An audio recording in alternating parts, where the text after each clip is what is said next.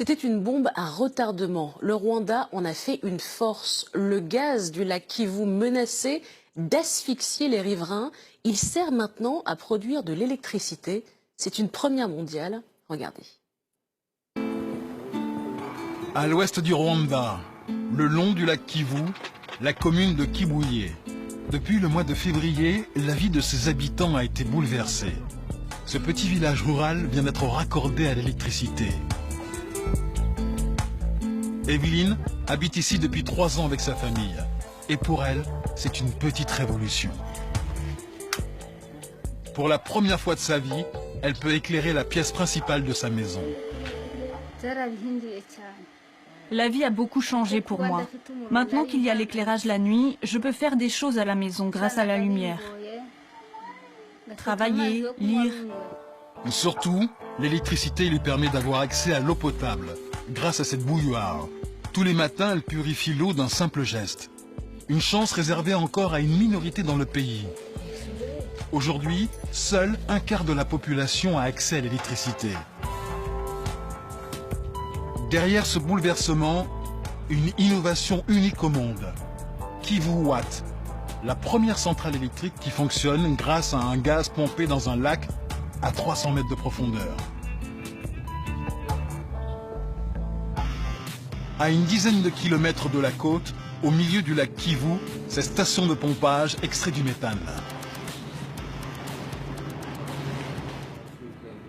Ok, on continue jusqu'à atteindre le remplissage total de la cuve. Et demain, on lance l'envoi. Bien reçu. Cette barge est en activité depuis 10 mois. Nous extrayons l'eau avec le gaz, nous séparons le gaz, nous renvoyons l'eau dans le lac et ensuite nous traitons le gaz. Il est nettoyé, compressé et purifié. L'usine est située à l'ouest du pays. Autour de ce lac que se partagent le Rwanda et la RDC. Dans l'eau, 4 énormes tubes aspirent le liquide chargé de gaz jusqu'à la plateforme. Le méthane est ensuite séparé des molécules d'eau et de dioxyde de carbone. Le reste est rejeté dans le lac. Le lac Kivu fait partie des 3 lacs sur la planète qui contiennent le plus de méthane. Selon les estimations des scientifiques, il en renfermerait 60 milliards de mètres cubes. De quoi produire de l'électricité pendant au minimum 30 ans. Il y a beaucoup de lacs qui contiennent du méthane dans le monde, mais ils ne sont pas stables et ils n'ont pas la même structure. Ce lac est unique car son taux de concentration est très élevé. C'est pour cela qu'on peut l'extraire. Pour arriver à l'exploiter, il a fallu 7 ans de recherche, grâce à un travail de spécialistes rwandais, congolais et américains. Alors, les ingénieurs ne sont pas prêts à en divulguer le secret. Ce n'est pas facile de séparer le gaz dans les bonnes proportions. Il faut trouver la bonne méthode pour le purifier correctement et maîtriser ce que l'on rejette dans le lac. Tout ça est très technique. Pour en savoir plus, si vous avez un demi-million de dollars, c'est peut-être négociable. Une fois traité, c'est sur la terre ferme que le gaz méthane est transformé en énergie, dans une centrale électrique. C'est une entreprise américaine qui a été sélectionnée par le gouvernement pour intervenir autour du lac.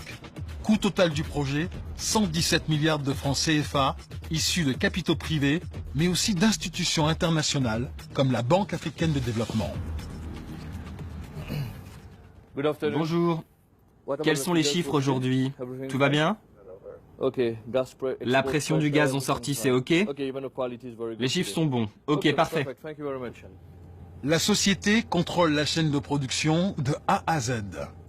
La différence ici, c'est quoi? C'est que, à la fois, on est en train d'extraire le gaz est envoyé directement vers la centrale, ici, et la centrale consomme le gaz pour envoyer directement l'électricité vers le réseau.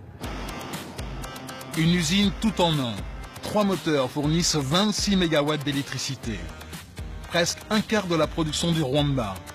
Et ce n'est pas le seul intérêt pour le pays, car ce type de lac gazeux peut devenir mortel pour les riverains. Au Cameroun, il y avait un lac similaire qui, normalement, quand ce type de gaz commence à avoir des concentrations démesurées, comme on appelle la saturation démesurée, et là ça devient très dangereux. Kivuwatt est en train de produire l'électricité et en même temps de diminuer ce risque d'avoir des concentrations démesurées de gaz.